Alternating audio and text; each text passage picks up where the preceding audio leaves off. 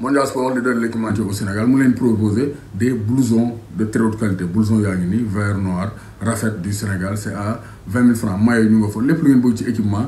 Nous avons Mondial Sport, leader de l'équipementier au Sénégal, 77 666 03 95, 77 059 99 84. Vous avez une télé, 8000 chaînes à 39 500 l'année. N'hésitez pas à contacter donc, le 77 535 97 62 avec Sartec IPTV Méga. Bonsoir à tous et à tous, bonsoir à tous les suiveurs et à tous les inconditionnels de Grégoire, omnisoconnusé, moi Chelsea la sol, donc Liverpool avec Edouard Mendy. Chelsea a été battu en finale de la Coupe de la Ligue anglaise au tir au but, Kepa Arrizabalaga, mon Balbi. Mais c'est comme ça, c'est le foot, il faut un vainqueur et un vaincu. Donc félicitations à Sadio Mané et au reste de Liverpool. Donc, dans un match âpre, dans un match très très disputé, vraiment il y avait du spectacle, il y avait des occasions, vraiment des rebondissements. Et au finish, sont les tirs au but qui ont départagé les Londoniens de Chelsea et les Liverpooliens, les Reds de Liverpool qui s'imposent et décrochent le premier titre de la saison. Match maintenant de bout en bout, Sadio Mané a démarré au pointe, donc au niveau de la pointe de l'attaque des Reds de Liverpool. Donc, petit point il a démarré, donc avec Luis Diaz à gauche et Mohamed Salah à droite. Donc cette fois-ci, maintenant Sadio Mané joue attaquant de pointe. Il a eu des occasions face à Edouard Mendy, surtout au niveau de la première période, double arrêt la def. Tir de Sadio Mané, tir de Naby Keita, Edouard Mendy, s'érige en forteresse. Donc clean sheet pour Edouard Mendy. Donc c'est le très haut niveau, il a été exceptionnel. Tête de Van Dijk, avant la fin de la rencontre, Edouard Mendy s'allonge pour éviter l'ouverture du score de Virgil van Dijk. Donc c'est pour dire qu'il a été exceptionnel. Mais malheureusement, comme lors de la Super Coupe d'Europe, nous avons attaqué Kepa, parce que Kepa il a remplacé Edouard Mendy lors de la Super Coupe d'Europe face à Villarreal. Il a arrêté un penalty qui a donné le titre à Chelsea.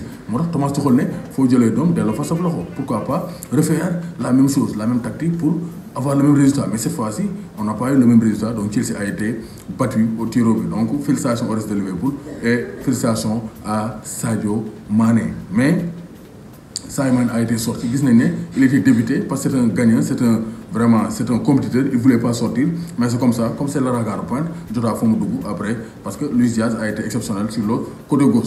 C'est comme ça. Sadio Mané, il doit se faire avec cette idée. Même s'il marque, même s'il est flamboyant, il doit se dire que Firmino est sur le banc, Jota est sur le banc, donc je dois laisser la place.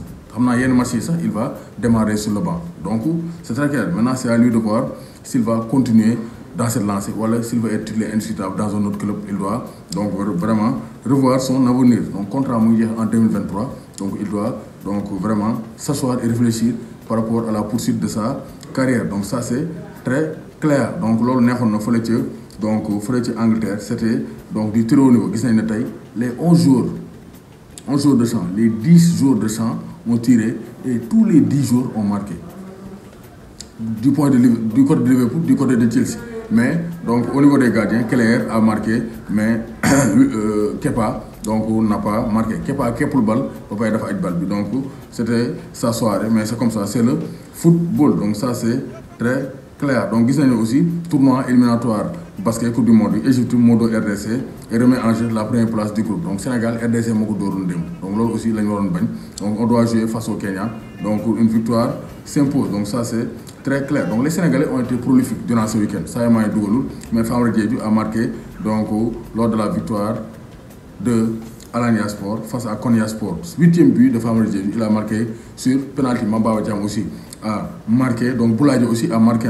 Il a marqué un magnifique but donc, face à l'Espagnol Barcelone. Il a marqué le 5e but de l'Espagnol Barcelone. Donc c'est pour dire que les attaquants sont en forme. Boulaye Famara Diédhiou. Donc ils sont en forme donc de bonne augure pour les éliminatoires de la Coupe du Monde face à l'Égypte. Donc Jamel Belmadi, le Sénégal méritait de gagner la CAN depuis plusieurs années. Je les félicite. Donc le Sénégal mérite depuis années depuis les années gagner Coupe d'Afrique des Nations. Il y a la reine locale, féliciter Sénégal. C'est ça être fair play. Donc c'est comme ça. Vous avez gagné la dernière fois. Donc cette fois-ci, c'est le tour du Sénégal. Et ça, c'est de très bonne guerre. Donc ça, c'est très clair. Donc vous avez aussi. Donc, il Europe, donc on avait de très bons matchs. Un match West Ham Modor, donc Wolverhampton 1-0. West Ham se replace pour la 4e place qualificative pour la Ligue des Champions en Angleterre. Donc, vous avez aussi Fils Sénégal. Donc, au sortir de la 11e journée, Génération Foot est leader toujours avec 19 points. Casa Sport est le 2e avec 19 points. donc Guédiawaye Football Club troisième le promu avec 19 points ñoom aussi ñu ngi def début championnat bu baax a baax Jaraaf moo jël quatrième avec 17 points donc au niveau des relégués on a donc Ndiambour Jambar 13e Jambar relégable ça c'est grave hein.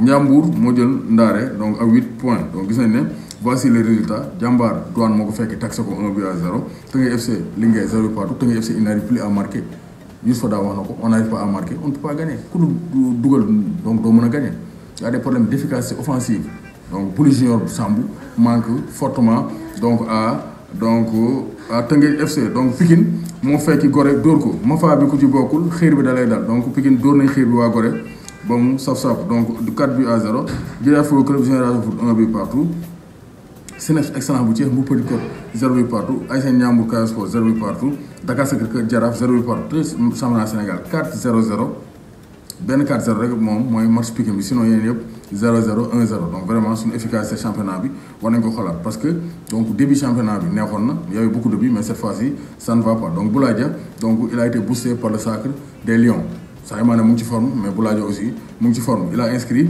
son 5e but de la saison 5 buts et 4 passes décisives pour le champion d'Afrique donc vraiment Boulaye Dia c'est un grand attaquant donc Aliou Cissé na bàyyi di ko football loo ay excentré c'est pas un excentré c'est pas un joueur de côté il doit le faire jouer dans l'axe loolu mooy postam sinon donc ay problème rek la koy indil Sénégal yi dañuy dal di comme donc démb Gana Gueye a été monstrueux au milieu de terrain Paris moo dóor Saint-Étienne donc une belle victoire parisienne tey Marseille ak Bamba Dieng donc Bamba Dieng est titulaire Pape Gueye remplaçant ci fin rencontre bi la dugg Marseille mené 1-0 29 minutes de jeu faute sur Guendouzi Mama Baldé le Bissau-Ghanéen moo ko fauché pied d'appui bi Dimitri Payet le spécialiste transforme mais Marseille a baissé les bras Marseille n'a pas réussi à tuer le match bi après donc 3 a cru à l'égalisation et 3 égalisé c'est comme ça c'est le football donc rien à dire les erreurs se payent cash très cash donc ça c'est très clair donc Metz aussi dafa nul tey 0 but partout Pape Sarr rek moo titulaire woon ci Sénégalais yi mais gis nañ ne bon la situation aussi se dégrade pour Ibrahima Niane il n'arrive plus à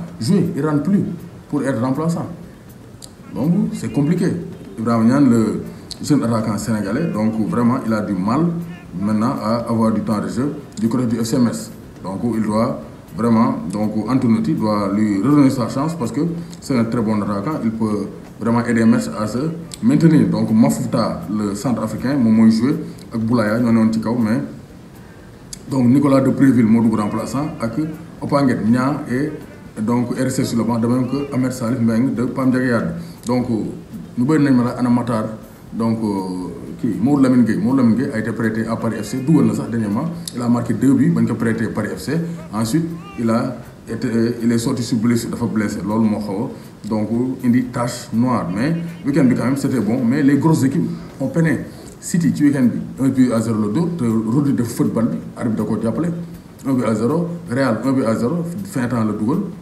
gis nañ ne Roma tey donc fin temps la dugal moom aussi donc Tammy Abraham moo dugal penalty 99 minutes de jeu gis nañ ne aussi Dortmund dafa nul 1 but partout Leipzig 1-0 la dóor Bayern 1-0 la dóor actuellement c'est serré dans les grands championnats écart bi amoon entre les équipes amatul Ajax Go Ahead Eagles moo ko dóor 2 buts Ajax l'ogre donc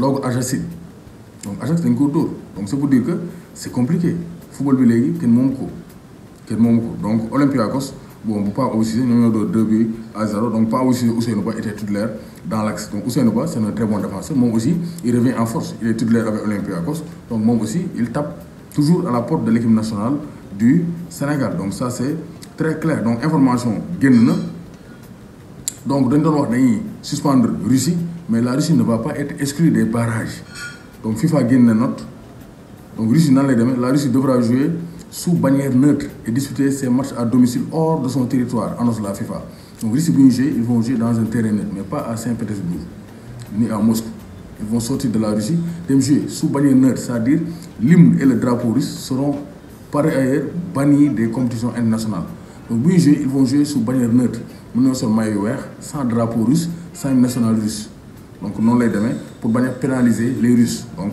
ça c'est très clair donc Klopp avec Liverpool Ligue des Champions gagné na ko gagné na Premier League gagné na Super Coupe d'Europe gagné na Coupe du Monde des clubs gagné na Carabao Cup donc Klopp vraiment il fait partie des meilleurs entraîneurs de l'histoire des Reds de Liverpool donc ça c'est très clair donc gis nañ ne donc kii di Koulibaly donc c'est clair Foot Mercato moo génne information bi comme ni nga koy gisee donc Koulibaly est bien pisté par donc le FC Barcelone te Xavi voudrait recruter Kalidou Koulibaly donc moom priorité am la voilà priorité am la Xavi il en fait sa priorité pour mën ko indi fële ca FC Barcelone donc priorité Xavi yi mooy donc Koulibaly en défense et Erling Haaland Koulibaly donc ki nekk liste bi benn alternative bi c'est Jules Koundé du FC Séville mais Koulibaly Xavi nee na je veux ces deux joueurs Koulibaly Naples bañatuñu koo jaañ d'après les informations Gazzetta dello Sport Naples ils sont prêts à libérer Koulibaly en 30 et 40 millions d'euros parce que contrat en 2023 lay jeex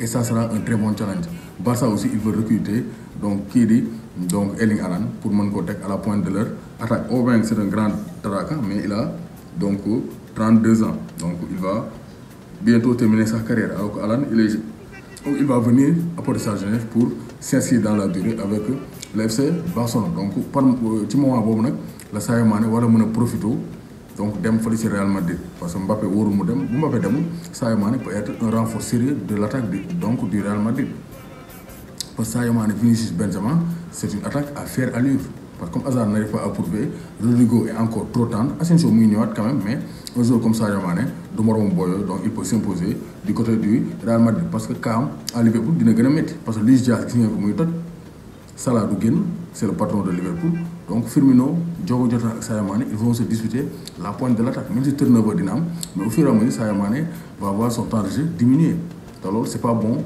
pour Sadio Mané il est encore en pleine possession de ses moyens il doit jouer il doit être performant avoir de la confiance parce que génn yi bu bare il peut perdre sa confiance et on n'a pas besoin de ça on a besoin de Sadio Mané en forme pour se qualifier à la Coupe du Monde mais aussi pour aller donc faire bonne figure au Mondial Qatari mais aussi remporter une deuxième Coupe d'Afrique des Nations d'affilée doomu Gaynde Njaay warul tiit warul ragal